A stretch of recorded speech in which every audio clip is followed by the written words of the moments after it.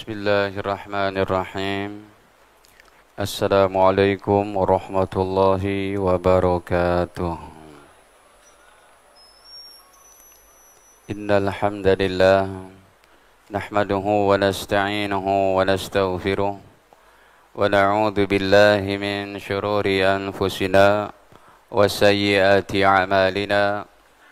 May yahdihillahu fala mudilla lahu ومن يضلل فلا هادي له أشهد أن لا إله إلا الله وحده لا شريك له وأشهد أن نبينا محمدا عبده ورسوله لا نبي بعده اللهم صل وسلم على نبينا محمد وعلى آله وصحبه ومن تبعهم بإحسان إلى يوم القيامة أما بعد فيا معشر المسلمين والمسلمات أوصيكم ونفسي بتقوى الله وقد فاز المتقون قال الله تعالى يا أيها الذين آمنوا اتقوا الله حق تقاته ولا تموتن إلا وأنتم مسلمون.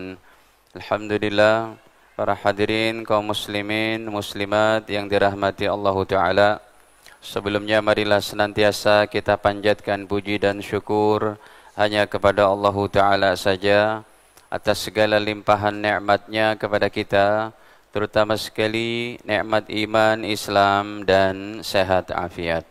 Salawat beserta salam semoga senantiasa tercurahkan kepada Nabi mulia Nabi Muhammad sallallahu alaihi wasallam beserta keluarga, para sahabat, dan juga kita umatnya. Amin ya rabbal alamin.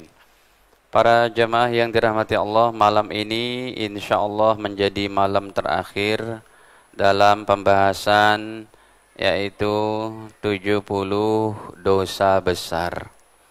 Kenapa kita harus mempelajari dosa-dosa besar ini? Karena kesempurnaan agama itu setengahnya ada pada pemahaman menjauhkan dosa-dosa. Kalau kita belajar baru masalah sholat, puasa, tahajud, muamalah, ini itu dan macam-macam, tapi belum kita mempelajari larangan-larangan Allah, maka itu belum sempurna. Ada orang yang rajin sholat, rajin puasa, tetapi sholat dan puasanya nggak diterima sama Allah. Kenapa? Karena dia tidak menghindarkan daripada harta riba, curi-mencuri, ghasab, jual beli benda yang dilarang, perjudian, dan lain-lain. Dalam hadis sahih riwayat Imam Baihaqi diantaranya, Nabi katakan, ayyumal lahmin nabat min haram.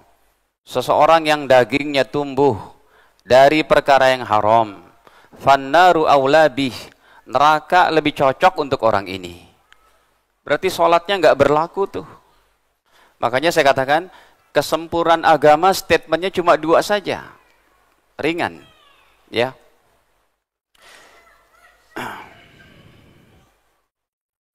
Apa tadi? Kesempurnaan agama itu statementnya cuma 2 saja. Yang pertama adalah menjalankan perintah. Yang kedua adalah menjauhi dosa-dosa. Gitu. Ya. Jadi ini statement yang sangat ringan ini, dan ini adalah merupakan agama. Jadi begini judulnya itu, kesempurnaan agama ada 2. Nggak banyak. Tapi di dalamnya memang seabrek-abrek daripada syariat Allah Ta'ala. Yaitu yang pertama, jalankan perintah. Yang kedua, menjauhi larangan. Jadi selama ini kalau kita mempelajari yang perintah, masalah akhirat, masalah kubur, masalah tahajud, bahkan pekan kemarin berkurban, itu masih orientasi dalam perintah. Ada orang yang gara-gara dia tidak mempelajari daripada larangan Allah, karena ini menempati 50%, sholatnya nggak diterima. Baik, coba saya buktikan hadisnya. Ini kitabnya banyak banget, saya buka. Semoga laptopnya nggak blank. Saya mau buktikan kepada Bapak Ibu yang riwayat Imam Baihaqi dulu ya. Ini hadisnya memang jarang ditampilkan. Kata Nabi bahwa saya hafal hadisnya, saya ingin tampilkan ke hadapan Bapak Ibu. Ya, begini. Ini sudah ada. Rawahul Baihaqi, hadis ini riwayat Al-Imam Baihaqi rahimahullah. Baginda bersabda, ayyumal lahmin nabat min haram. Seseorang yang tumbuh dagingnya sedikit aja dari perkara yang haram, fannaru aulabih. Salatnya enggak berlaku berarti. Salatnya tidak bisa menolong dia karena neraka lebih utama untuk orang ini. Disinilah pentingnya kita mempelajari kitab ini. Dan ini yang saya ucapkan muqaddimah kita 3 tahun yang lalu. Masih ingat enggak, Pak? Ini kita selesaikan dalam waktu 3 tahun. Ya, baik. Atau kita buka satu lagi dalam Sahih Muslimnya. Nomornya pada 2000 sekian. Rasul bercerita tentang seseorang yang udah potensi itu dirinya, diijabah doanya. Aduh, udah cakep-cakep doanya mau diijabah. Tetapi bagaimana kasusnya? Coba kita lihat. Nih. 2393. Kalau yang tadi riwayat Imam Baihaqi, tentu itu hadisnya cukup jauh. Kalau ini mudah kita dapati dalam Sahih Muslim. Ya, Bukhari Muslim familiar gitu ya. Qala Rasulullah SAW, Rasul sedang bercerita, ya, dzakaror rajul yutilus safar. Ada seseorang yang udah berpotensi doanya diijabah. Kenapa? Hadirin, salah satu doa yang berpotensi diijabah, orang yang lagi musafir. Musafir silaturahim, musafir haji umroh, musafir untuk menuntut ilmu, musafir untuk mencari nafkah, ya, dia pergi keluar kota, keluar daerah, itu safar yang diberkahi. Atau contohnya lagi begini, potensi orang-orang yang diijabah doanya, musafir, orang sakit, orang yang terzolimi, doa di antara adzan dan iqamat, doa yang dilantunkan setelah sholat 5 waktu, doa ketika turun hujan, doa ketika terjadi peperangan jihad, doa pada waktu tahajud, doa untuk orang tua untuk anak-anaknya, doa di depan Ka'bah, doa di malam Lailul Qadar, doa ketika kita berpuasa, doa ketika seorang berbuka puasa, itu semua potensi-potensi yang diijabah. Mungkin di sini belum kita bahas tuh, mungkin nanti kita akan bahas, yaitu apa saja kategori doa-doa diijabah itu. Nah hadirin, ini orang ini kata Nabi dalam keadaan musafir, safar, ash'as, bahkan pakaiannya acak-acakan, akbar, berdebu, karena kendaraan paling mewah saat itu apa? Onta, gitu ya. Mau ontanya onta merah, tetap aja tuh berselimutkan debu, begitu kan? Kemudian kata Nabi, ya muddu yadaihi ila sama, dia angkat tinggi-tinggi tangannya ke langit sebagai adab berdoa. Tampilkan hadisnya, Mas. Ya muddu yadaihi ila sama, dia angkat tinggi-tinggi ke langit itu. Dia minta, ya Rabbi, ya Allah Tuhanku, ya Allah Tuhanku. Aku minta ini, minta itu. Apa kata Nabi SAW? Wa mat'amuhu haramun, makanannya haram.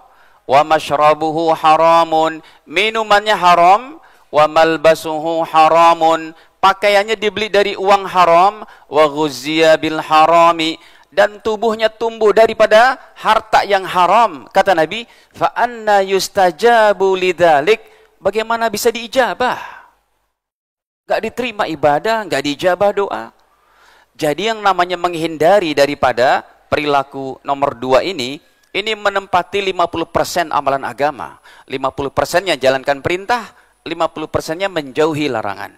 Nah, para jamaah, malam ini kita masuk pada dosa besar, yaitu ke 67. Tuh, udah mau habis nih.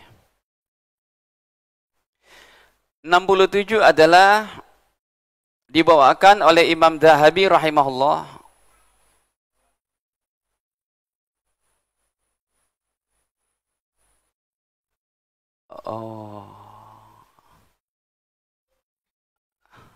Sebentar.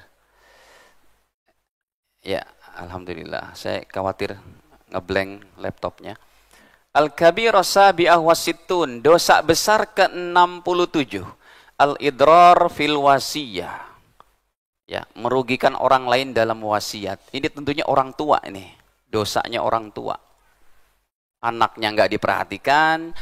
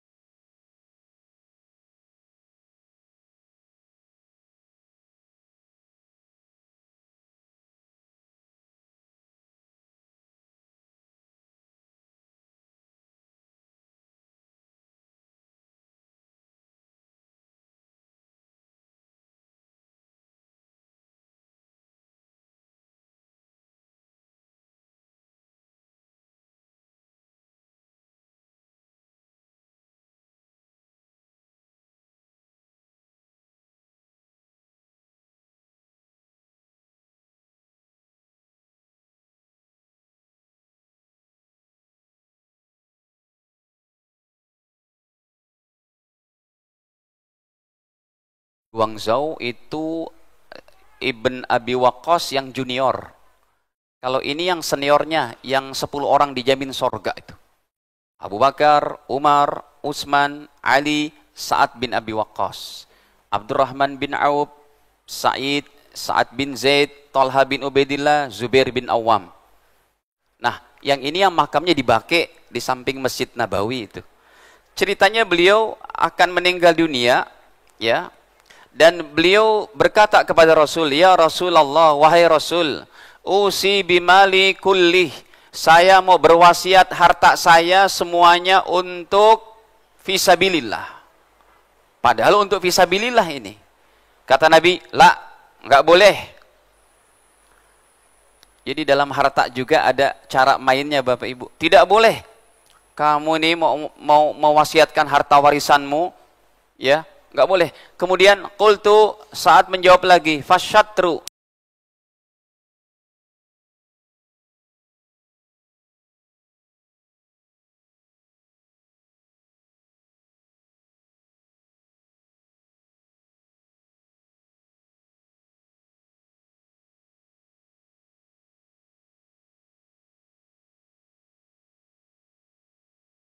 Sulus was sulus kathirun. Tahu nggak kamu? Sepertiga itu banyak. Tapi diizinkan sepertiga. Kalau udah lebih dari sepertiga, itu tidak boleh. Makanya di sini Nabi bersabda, "Innaka intada warasataka aghnia." Wahai Sa'ad, wahai umat Islam, kalau kamu meninggal dunia dan kamu meninggalkan harta warisan, anak-anakmu, istrimu, orang-orang yang aghnia, yang berharta, yang berkecukupan, kata Nabi, khairun, lebih baik, min antada'uhum alah, ketimbang kamu tinggalkan anak istrimu miskin, yatakaffafun nas, minta-minta sama orang lain. Rupanya di sini Rasul juga memperhatikan keuangan keluarga, finansial keluarga. Rasul memperhatikan bagaimana memanage keuangan keluarga. Kamu emang semangat nih bersedekah, makanya tidak ada yang diizinkan umat Nabi Muhammad mensedekahkan hartanya semuanya fisabilillah, tidak boleh. Kecuali satu orang, Sayyiduna Abu Bakar radhiyallahu anhu. Ini dalil nih Bapak Ibu, kata Nabi, kamu meninggal dunia dan ya menyisakan harta untuk anak-anakmu dalam keadaan mereka berkecukupan, khairun, itu lebih baik daripada mereka miskin, minta-minta kepada orang lain. Nah, hadirin, jadi dalam kasus dosa besar yang nomor berapa ini? Nomor ke-67, Al-Imam Dhahabi membawakan ayatnya itu. Min ba'di wasiyatin yusi biha au yusa biha au dainin ghaira mudar yaitu setelah diselesaikan wasiatnya si mayit, ya, ataupun dibayarkan hutangnya, silakan dia untuk yaitu memberikan wasiat yang tanpa mencederai, merugikan anak-anaknya. Ya. Berarti kalau memang orang tuanya seperti itu, ada kasus dengan anak-anaknya itu. Ada juga anak-anak yang dia cuma berharap apa? Berharap daripada warisan orang tuanya. Ya, dari kedua belah pihak itu tetap dilarang. Anak yang murtad tidak boleh dapat warisan bapaknya. Bapak ibunya yang muslim, muslimah, ya, tidak berhak hartanya didapati untuk anaknya yang murtad ataupun anaknya yang membunuh orang tuanya. Nah, hadirin para jamaah yang dirahmati Allah Ta'ala, ya. Jadi untuk perkara yang demikian, makanya sahabat Abdullah bin Abbas berkata, yuridu ma ahallallahu min faraidihi fil miras. Allah menginginkan yaitu perkara yang Allah halalkan daripada kewajiban-kewajiban dalam masalah warisan. Jangan sampai seseorang menzolimi para pewarisnya. Udah nih, saya wasiat, tulis, ada ini notarisnya juga di atas meterai. Setengah harta saya untuk anu, tidak boleh, wajib dibatalkan. Itu menzolimi anak-anak yang mewariskan hartanya. Kecuali kalau bapak ibu masih hidup, ya, harta Anda langsung dihibahkan saja tuh.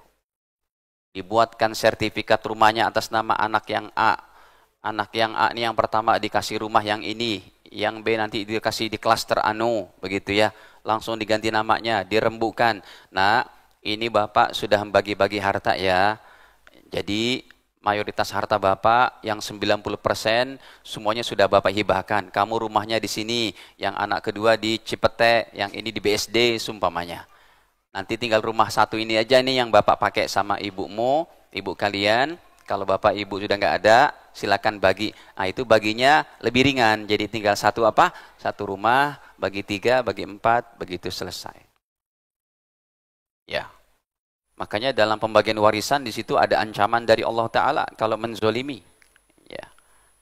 Kenapa? Karena memang nih seperti Allah katakan dalam ayatnya, yudkhilhu nara, ya, Allah akan masukkan mereka ke dalam neraka kalau dalam keadaan dia menzolimi pewaris atau menzolimi pembagian warisan. Dengan paksa nih. Anak laki-laki 3, perempuan 3. Kata yang perempuannya, udah bagi rata aja. Nggak bisa. Ya, itu harus dengan seizin daripada 3 laki-laki yang ada di situ. Tidak boleh saling menzolimi. Baik. Hadirin, contohnya satu hadis lagi ini, riwayat Imam Abu Daud. Inna rajul awil mar'ah, sesungguhnya seorang laki-laki atau perempuan, la ya'mal bi ta'atillah 60 sanah. Mereka dalam keadaan taat kepada Allah 60 tahunan. Summa yahdurhumal maut, kemudian datanglah kepada mereka kematian, meninggal dunia. Ya, kemudian fayudharan, mereka berdua ya menzolimi daripada pihak pewarisnya dengan mewasiatkan yang sifatnya mengurangi bagian harta dari anak-anaknya. Fatajibu lahuman nar, kata Nabi, orang tua kayak begini wajib dia masuk neraka. Tidak boleh ada kezaliman dalam keluarga pun. Gitu. Nah, hadirin para jamaah dirahmati Allah, ini diantaranya dosa besar ke 67. Kita masuk 68. 3 lagi nih. Al-kabirah thaminah wasittun, dosa besar ke 68. Al-makar wal khadi'ah, berbuat makar dan menipu, penipuan. Ya. Allah Al-Imam Zahabi membawakan ayatnya, wala yahiqul makrus sayyi illa bi ahli, dan tidaklah ya perbuatan makar, perbuatan jahat itu tidaklah kembali kecuali kepada orang yang membuatnya. Kalau tidak di dunia, di akhirat pasti kembali itu makar dan kejahatannya kepada orang itu. Makanya dalam hadis lain Nabi katakan la doror wala diror. Tidak boleh seorang muslim doror, yaitu mencelakakan dirinya, atau diror, atau mencelakakan kepada orang lain. Jadilah hamba-hamba Allah yang baik, hamba-hamba Allah yang jauh daripada kezoliman kepada orang lain. Karena kezoliman kepada orang lain ini sangat berat, ya. Termasuk ini yang membuat kejahatan serta menipu. Nabi sabdakan riwayat Imam Abdul Razak, dibawakan sama Imam Dahabi, al-makru wal khadi'ah finnar. Ya. Perbuatan jahat atau perbuatan makar wal khadi'ah dan penipuan itu ada di neraka. Ya. Makanya dibawakan lagi oleh beliau satu lagi dalam riwayat Imam Tirmidzi, rawahu Tirmidzi, kata Nabi, la yadkhulul jannah, tidak akan masuk surga. Siapa? Khabbun, penipu. Wala bakhilun, orang yang bakhil. Wala mannan, dan orang yang menyebut-nyebut pemberiannya. Ya. Hadirin, khabbun ini orang yang menipu. Kalau menipunya skala kecil, 1 orang 2 orang, ya tetap berdosa. Ini kalau yang ditipu sejagat raya, cukup berat ini hadirin. Ya. Kenapa Pak pada senyum? Hadirin, berbohong sedikit saja, bukan sedikit. Berbohong dalam candaan aja enggak masuk surga, Pak.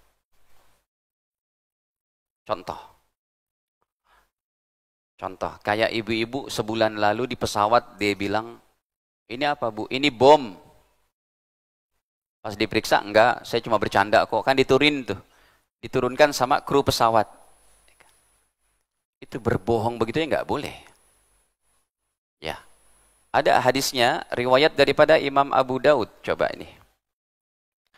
Dalam riwayat Al-Imam Abu Daud rahimahullah, Nabi bersabda, ana za'imun, saya menjamin umatku untuk mendapatkan surga di tepi surga. Ya.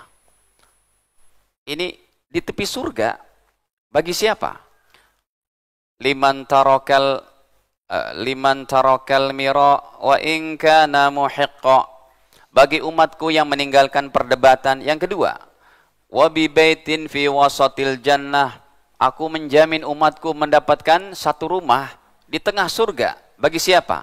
Liman tarakal kadhib, bagi umatku yang meninggalkan kata-kata bohong. Wa in kana maziha, sekalipun dalam bercanda. Ya. Sebab kalau udah kebiasaan kayak gitu nanti keenakan, Pak. Ya, termasuk ibu-ibu nih, sumpamanya anaknya diminta tidur siang, lalu supaya mereka enggak keluar rumah. Anak-anak masih kecil gitu, Anda bilang, nak kalau kamu keluar nanti ada genderuwo. Gitu. Gak usah begitu, larang dengan yang lainnya. Ya. Kemudian, wala bakhil, apalagi bakhil ini. Padahal harta kita itu, ini ada satu tema Bapak Ibu, judulnya itu hartamu meninggikan derajatmu. Justru kalau harta yang Anda miliki, yang bermain adalah iman Anda, iman kita, wah makin tinggi derajatnya. Dia punya harta, tapi makin tinggi derajatnya.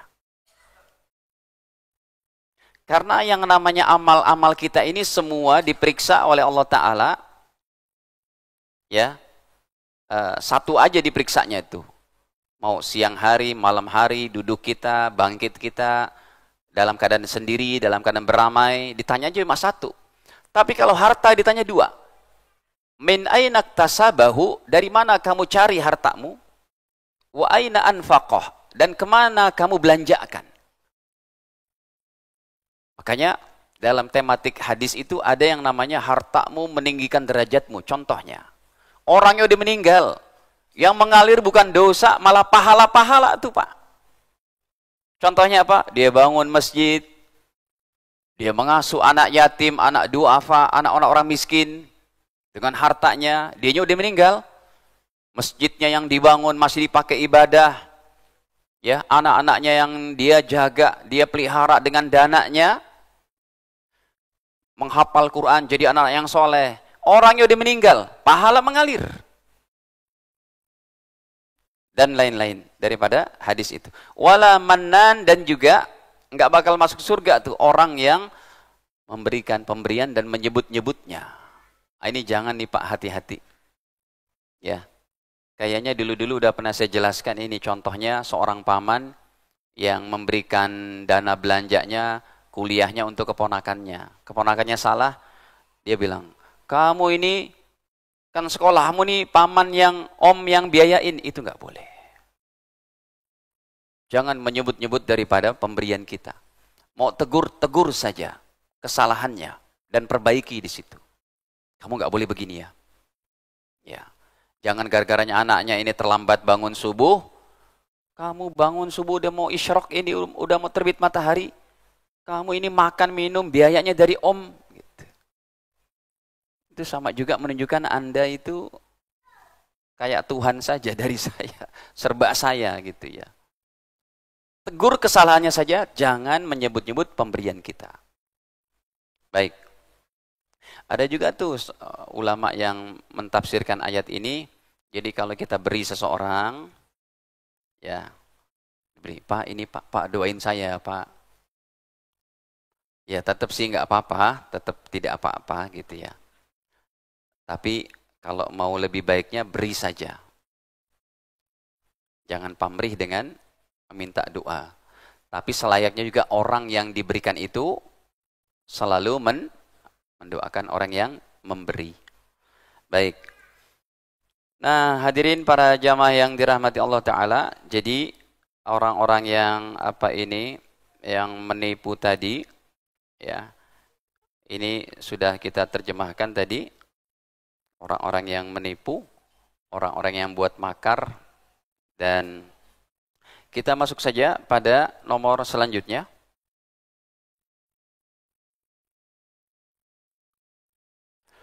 Dosa besar yang selanjutnya adalah ke-69, Al-Kabirata si'ah wasittun. Dosa besar yang ke-69, Man jassa 'alal muslimin, orang yang memata-matai orang Islam, mencari aib dan kelemahan orang Islam. Wa dalla 'ala auratihim, ya, dan mencari-cari daripada rahasia-rahasia dan kekurangan-kekurangan mereka. Ini berarti kayak sifat orang munafik, berarti dia mencari kelemahan orang Islam lalu diadukan kepada siapa? Kepada pihak musuh. Wah, ini bahaya sekali ini. Ya. Baik, contohnya hadirin, hadis dalam Sahih Bukhari. Kalau mencari aib orang Islam dan dilaporkan ke musuh, ya ini kan berarti memang sifat orang munafik itu. Sekalipun dia orang Islam tetap berdosa besar dalam masalah ini. Nabi bersabda, "Iyyakum wazzan." Takutlah kalian kepada, atau ayatnya, ya, ayatnya contohnya ini pada surat Al-Hujurat ayat ke-12, ya, ya ayyuhalladzina amanu jtanibu katsiran minadh-dhann, wahai orang beriman, jauhilah oleh kalian daripada sangka buruk, suudzon, ya, inna ba'dadh-dhanni ismun, sesungguhnya sebagian daripada sangka buruk adalah dosa. Wala tajassasu, jangan kalian tajassus, ya, mencari-cari daripada kelemahan dan kesalahan orang lain. Wala yaghtab ba'dukum ba'dha, jangan kalian berghibah satu dengan yang lain. Ayuhibbu ahadukum ay ya'kula lahma akhihi maita, apakah kamu suka memakan daging saudara kalian yang sudah jadi bangkai? Fakarihtumuh, pasti kalian membencinya, merasa jijik dengan yang demikian. Wattaqullah, dan bertakwalah kalian kepada Allah. Innallaha tawwabur rahim, Sesungguhnya Allah Maha menerima taubat serta Maha penyayang. Nah hadirin, dalam masalah ke-69 ini Nabi bersabda, iyyakum wazzan. Ya, takutlah kalian kepada sangka buruk. Fa inna zanna akdzabul hadis. Karena sangka buruk adalah yaitu seucapan yang paling dusta itu. Wala tajassasu, jangan kalian tajassus. Wala tahassasu, sama nih artinya. Jangan mencari-cari daripada yaitu kelemahan orang Islam. Jangan kalian mencari-cari kesalahan saudaramu. Wala tabaghadu, jangan saling membenci. Ini kalau berpotensi daripada apa? Ada orang berhijrah, tapi hijrahnya justru dia mudah melihat daripada orang Islam yang lain. Membenci orang Islam yang lain, termasuk dalam hadis ini. Wala tabaghadu, jangan kalian saling membenci. Ya. Perbedaan pendapat di antara umat Islam itu lumrah biasa ya. Wa kunu ikhwana, dan jadilah kalian orang yang bersaudara. Wala yakhtub ar-rajul ala khutbati akhih. Janganlah seorang meminang wanita yang udah dalam pinangan saudaranya yang lain, saudara Islam yang lain. Ya, hatta yankih, sampai dia menikah, au yatruk, ataupun dia tinggalkan wanita tadi. Jadi begitu Nabi SAW di antara yang kita bahas, jangan kalian mencari-cari kesalahan orang lain. Ya, jangan memudahkan untuk, apalagi ada orang lagi bicara kita nguping. Itu termasuk ada ancamannya dalam hadis. Ya, orang-orang seperti ini, contohnya ini kami bawakan lagi dalam hadis Sahih Bukhari. Kata Nabi dari sini saja, wa man istama'a ila hadisi qaumin, siapa orang yang mencuri pendengaran, artinya dia secara diam-diam mendengarkan pembicaraan sekelompok orang, wa hum lahu karihun, ngintiplah atau apa begitu, sedangkan orang-orang itu membencinya. Au yafirruna minhu, atau dia pada enggak suka dengan perilaku orang yang mendengarkan seperti ini. Maka kata Nabi, orang yang mencuri pembicaraan satu kelompok umat Islam, satu orang yang enggak diundang itu, dia pura-pura duduk, dia mendengarkan di situ, subba fi udhunihi al-anuk, maka akan disiramkan nanti pada hari kiamat di telinganya, yaitu daripada tembaga yang panas itu. Hadirin. Sampai sebegininya ancaman orang, ya, sampai sebegininya orang yang apa? Mendengarkan daripada pembicaraan orang lain tanpa izin, ngoping, mencari-cari kesalahan orang lain, ya ini termasuk dosa besar yang ke 69 gitu ya.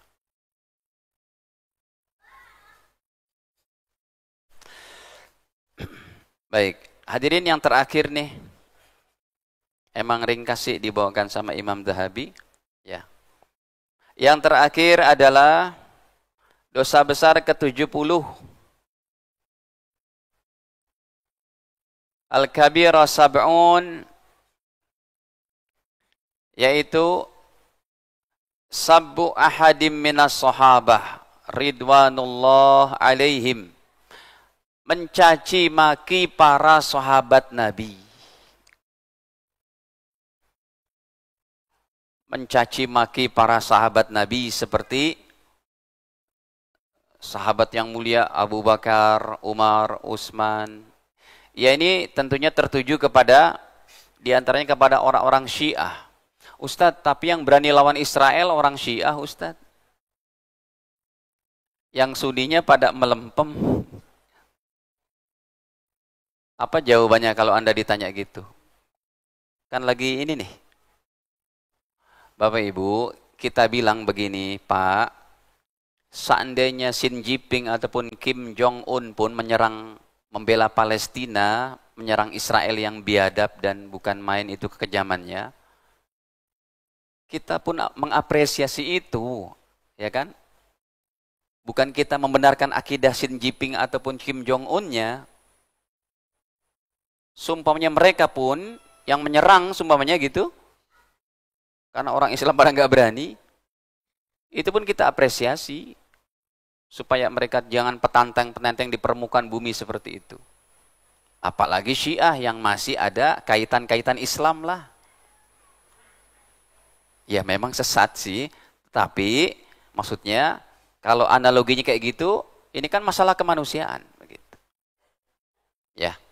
Tapi tetap orang yang menghina para sahabat adalah dilaknat oleh Allah Subhanahu wa taala.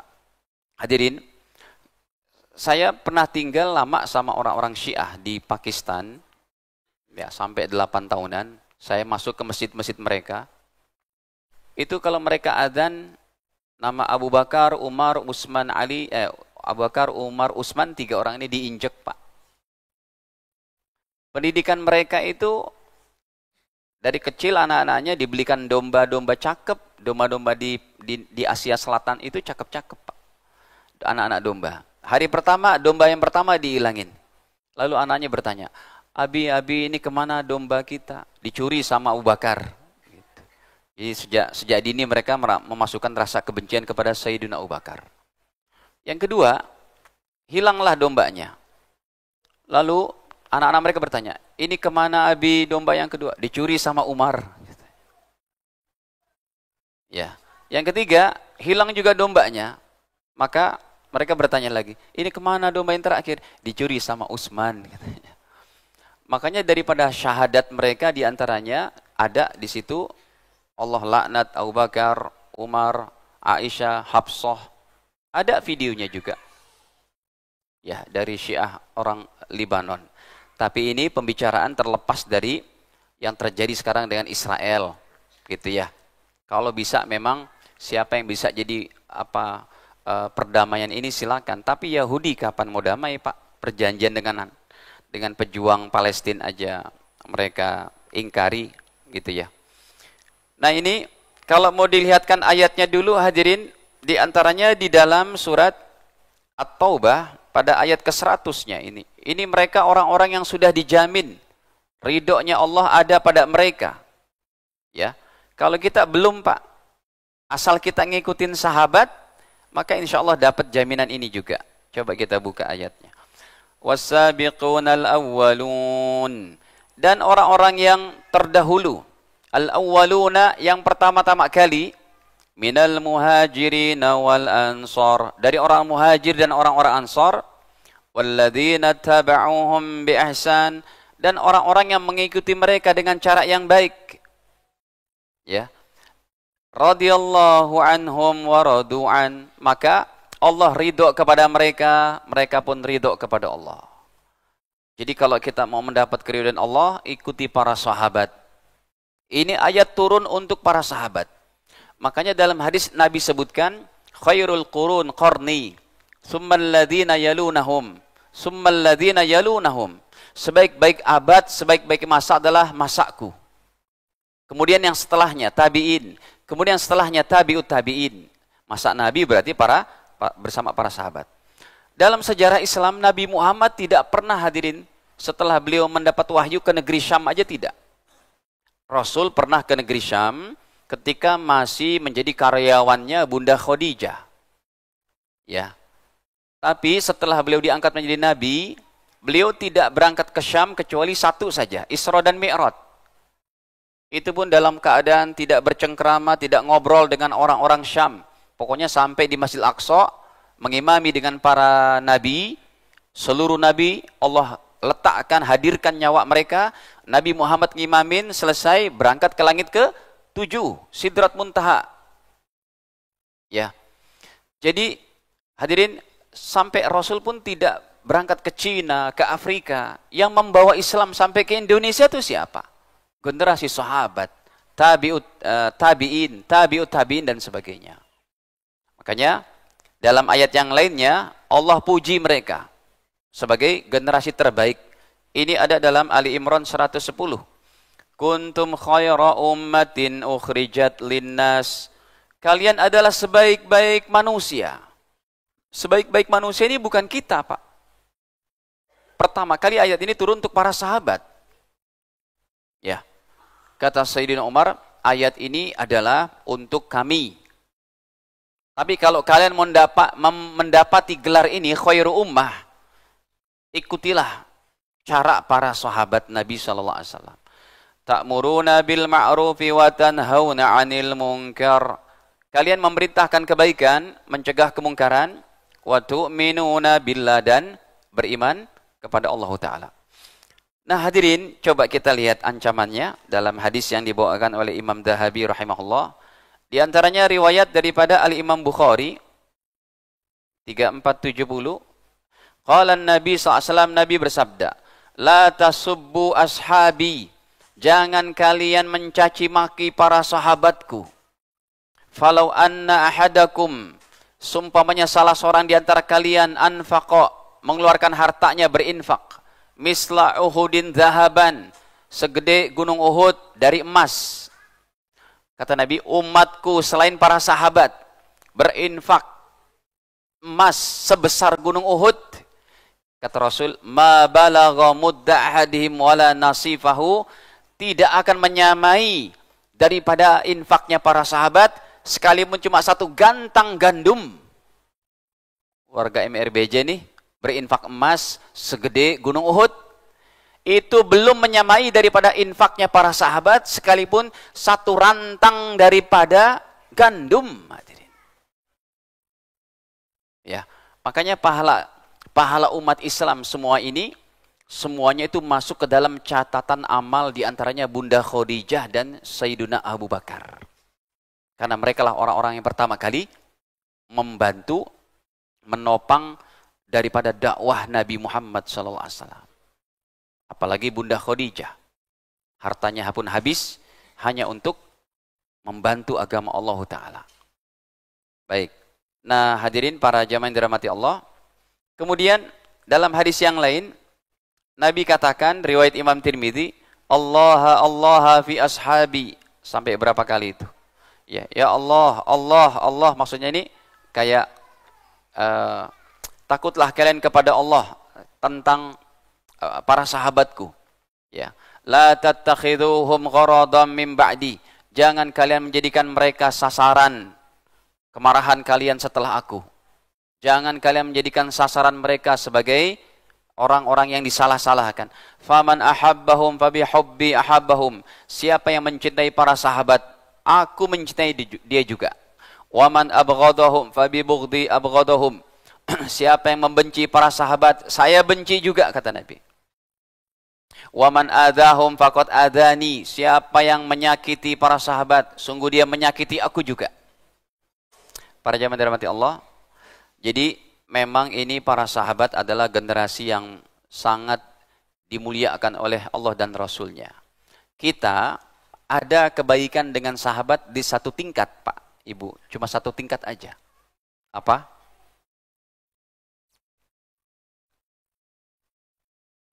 Nih, sebentar.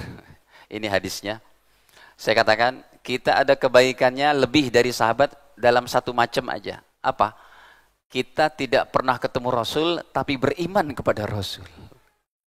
Makanya di sini, dalam hadisnya ini, riwayat Imam Ahmad, Nabi katakan bahwa,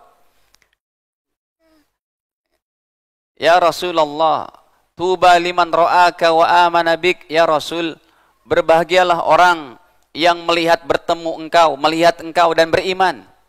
Qala, maka Nabi bersabda, tuba liman ra'ani wa amana bi, berbahagialah orang yang bertemu dengan aku dan beriman. Tuba, tuba, summa tuba, 3 kali itu. Ya. Tetapi kata Nabi dalam hadis yang lain bahkan 7 kali, tuba, summa tuba, summa tuba, berbahagialah, berbahagialah, berbahagialah, berbahagialah. Bagi siapa? Liman amana bi, bagi orang yang beriman kepada aku, walam yaroni, tapi tidak pernah bertemu dengan aku, kata Rasul. Dalam hal ini kita ada satu keunggulan dari sahabat. Kenapa? Sahabat mudah beriman kepada Rasul. Sahabat melihat air memancar dari jari jemarinya. Sahabat menyaksikan pohon-pohon mengucapkan salam kepada Nabi. Sahabat menyaksikan Rasul bisa membelah bulan purnama. Sahabat menyaksikan onta mengeluh kepada baginda Nabi bisa bicara. Sahabat menyaksikan bagaimana kalau Nabi buang air di semak-semak, tiba-tiba udah hilang begitu saja. Sahabat menyaksikan ayat-ayat turun. Kalau kita, makanya dalam hal ini kita ada satu keutamaan. Baik, hadirin, kita break sejenak. Sudah adzannya.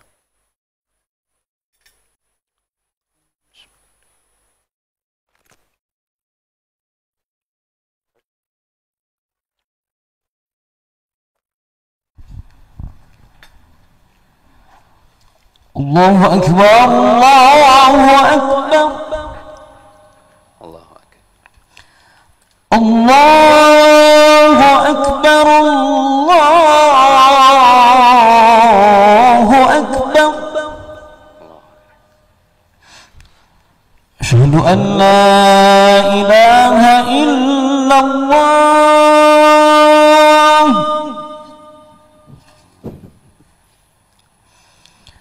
أشهد أن لا إله إلا الله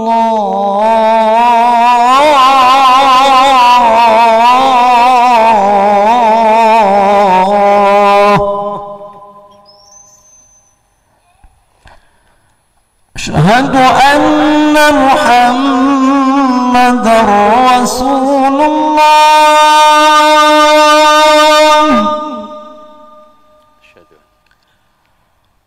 أشهد أن محمدا رسول الله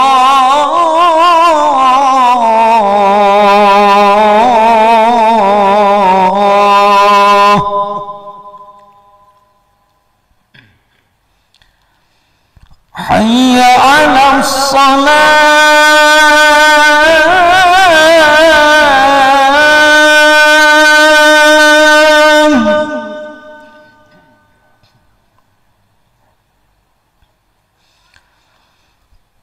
حي على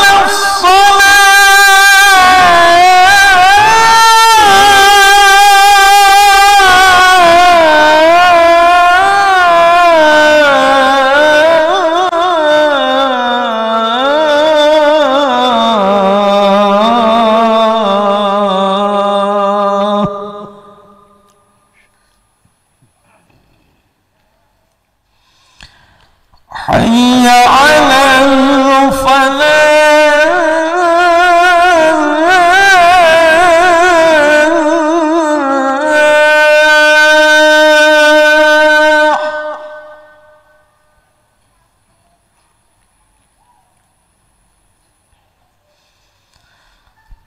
حي على الفلاح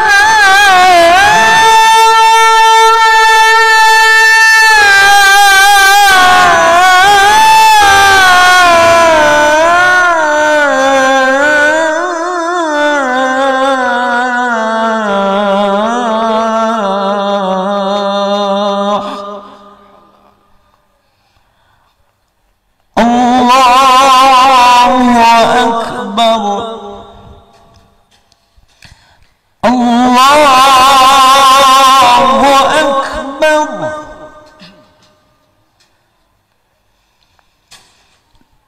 لا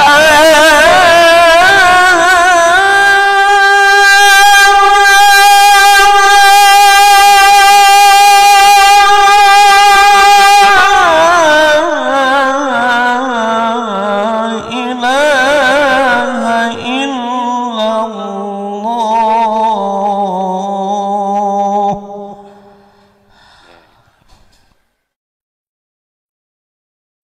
اللهم رب هذه سيدنا محمد.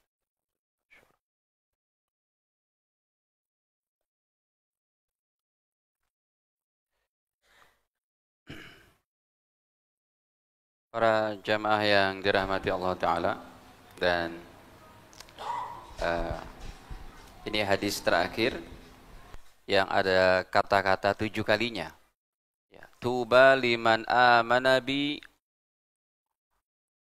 walam yaroni. Berbahagialah bagi orang yang tidak pernah berjumpa dengan aku, tapi beriman kepada aku.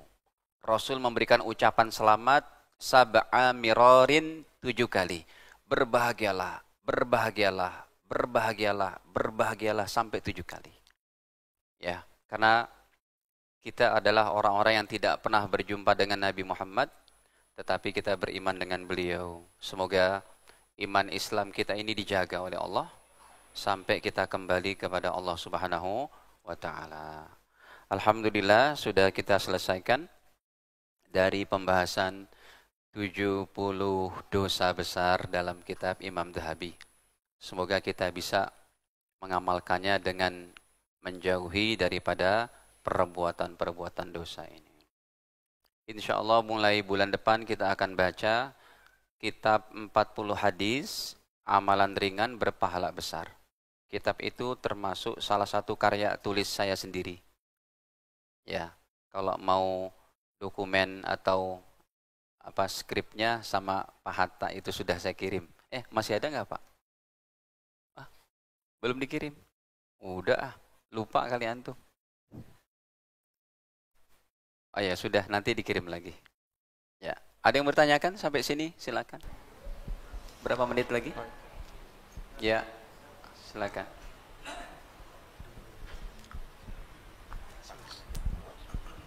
Assalamualaikum warahmatullahi wabarakatuh. Waalaikumsalam warahmatullahi wabarakatuh. Ustaz, mau izin nanya 2 hal ya. Banyak Jadi banget, yang pertama ini kan kitab ini kan merangkum untuk dosa-dosa besar gitu Tat ya.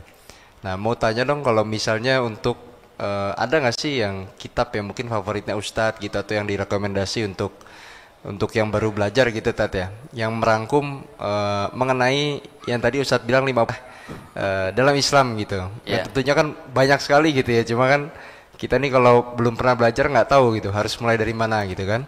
Baik. Nah yang kedua itu mau saya tanya, ini kan tadi di yang 69 ya itu dikatakan bahwa intinya tidak bolehlah kita memata-matai sesama umat muslim gitu. Nah kan kalau kita lihat di sejarah atau bahkan sekarang realitinya ini kan yang menyebabkan kita itu terpecah belah atau bahkan kita itu jatuh gitu, itu kan sebetulnya bukan karena musuh-musuh Islam, tapi karena orang-orang munafik di kalangan kita gitu kan, banyaknya kita pengkhianat segala macam. Nah terus kalau misalnya kita tidak memata-matai gitu, kalau dalam konteks siasah gitu misalnya ya, nah itu gimana Tat gitu loh, apakah tetap tidak diperbolehkan? Apakah kita harus menunggu sampai ada bukti nyata gitu kan? Apa misal kita sudah punya indikasi firasat, kemudian kita tabayun gitu kan? Nah itu sih yang paling yang kita penasaran lah gitu Tat. Yeah. Ya mohon penjelasannya. Terima kasih. Penjelasannya. Terima kasih. Yang pertama rangkuman. Yang 50% ini masalah perintah. Kalau masalah perintah itu rangkumannya susah Mas. Kita belajar yang poin pertama saja ini untuk mengetahui perintah-perintah Allah, mondoknya lebih dari 10. Zina, minum khamr, nggak boleh mencuri, korupsi, sogok menyogok, makan riba, nggak boleh narkoba, nggak boleh. Udah semua kita bahas. Ini malam terakhirnya. Baik. Memata-matai tetap dibolehkan. Yang pertama konteksnya dalam peperangan. Yang kedua untuk mengusut tuntas para pengkhianat atau orang yang suka merampok, mencuri, membegal. Boleh diutus sama khalifah, diutus sama pemimpin Islam, diutus sama pemerintah untuk memata-matai. Tapi dia adalah orang yang memata-matai. Boleh kalau itu tugas negara. Ya, tugas negara. Gak apa-apa. Ya, tugas negara. Gak apa-apa. Yang nggak boleh itu saling curiga, yang nggak boleh itu saling curiga di antara umat Islam. Ini udah terjadi, tapi kita ini dilihatin, diiniin, dicurigain, ataupun dalam kajiannya menuduh ini bid'ah, itu bid'ah. Itu kan termasuk dalam kategori hati yang nggak baik nantinya. Tapi ini sudah sunatullah. Orang terbaik di tengah-tengah masyarakat Muslim, orang terbaik yang mengalami fenomena kayak begini, yang mereka mengikhlaskan ya kepada saudaranya dan yang tidak merasa paling benar gitu ya. Udah saya nggak ada apa-apanya. Saya ngaji aja deh gitu. Nggak usah ikut campur dalam pertikaian yang ada. Tinggal nunggu satu aja. datangnya Imam Mahdi. Ini saya tanyakan kepada seluruh ulama. Umat Islam dengan segala pertikaiannya kayak begini, dari masalah fikih lah, tahlil nggak tahlil, ribut, masalah bid'ah dan macam-macam, nggak bakal tuntas. Tuntasnya satu saja, menunggu datangnya siapa? Imam Mahdi. Kapan Ustadz? Wallahu a'lam. Sudah cukup? Satu lagi mungkin Ustaz, tambahan sedikit, mohon izin. Mungkin tadi dijelaskan sedikit Ustaz, apakah Kuat bisa memberikan satu solusi kepada pihak berwajib, mesti diomongin, ya. Dan itu nggak apa-apa, itu bukan tajasus, itu ngomongin orang tapi bukan gibah. Itu termasuk membicarakan kejelekan orang yang dihalalkan dengan cara membicarakan kepada pihak berwajib ataupun tokoh publik yang bisa memberikan solusi. Yang nggak boleh itu kalau kita lagi ngomong-ngomong aja, ngobrol apa gitu, si Anu gini ya, makannya banyak, itu gibah itu baru. Nggak ada solusi, cuma jelek-jelekin orang doang aja gitu.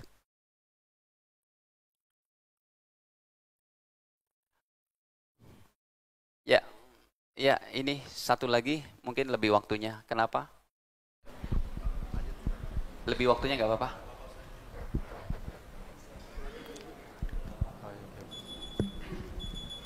Sebentar ya Bapak Ibu. Baik Ustadz, ini ingin menanyakan Ustadz hadis yang tadi tentang memata-matai Ustadz. Ada kan misalkan sekarang antara bagaimana kalau misalkan itu hubungan suami istri. Misalkan kita mendengar misalkan salah satu di antara mereka ada yang selingkuh gitu ya Ustadz. Artinya bukan memata-matai Ustaz, kita mendengar gitu ya. Kemudian apa iya betul untuk apa Ustaz? Akhirnya kan juga ditemukan gitu Ustaz melalui DM dan lain sebagainya. Emang nggak boleh kepo gitu Ustaz? Maksudnya gitu antara suami istri misalkan. Itu saja Ustaz. Ya, terima kasih. Itu sih tidak apa-apa. Masa iya kalau emang sudah ada indikasi ternyata ibu sendiri mendapati ada DM-nya gitu, itu memang harus dicari ketegasannya. Karena itu perbuatan dosa. Masa iya kita mau berumah tangga dengan suami yang berdosa kayak gitu? Terang-teranganlah, kalau mau nikah dua, nikah dua. Iya kan tidak berdosa. Kalau DM-DM-an kan itu berdosa. Ya, WhatsApp pribadi kepada wanita yang bukan mahram. Dan ibu sudah mendapati, ya contohnya gitu, si wanita ini sudah mendapati kasusnya betul ada ternyata suaminya. Telusuri, bukan kepo. Kecuali kalau memang Anda tidak mendapati bukti, gitu ya. Kalau ada bukti, telusuri. Minta supaya dia bertobat, dan kalau tidak, ada resikonya seperti apa sebenarnya. Kan ada tuh laki-laki yang gentle. Ya, babe, boleh nggak saya mendua? Kata istrinya yang pertama, langkah dulu mayatku, katanya. Terang-terangan aja gitu. Jadi jangan main belakang, jadi nanti dosa. Dari chatting, ketemu di mana, check in, dan naudzubillah. Gitu ya. Bapak Ibu sekalian, karena ini terakhir, kita berdoa sejenak untuk kebaikan kita dan terutama bagi pengarang kitab Al-Imam Dhahabi, dan sebelumnya sama-sama kita hadiahkan Al-Fatihah. Al-Fatihah. A'udzubillah.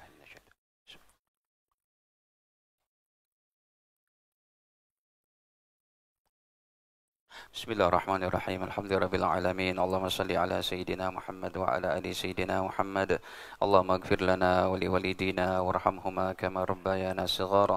Li jami'il muslimin wal muslimat wal mu'minina wal mu'minat al ahya'i minal amwat. Allahumma inna na'udzubika min ilmin la yanfa' wa min qalbin la yakhsha' wa min nafsin la tashba' wa min da'watin la tusma' wa min da'watin la yustajabu laha.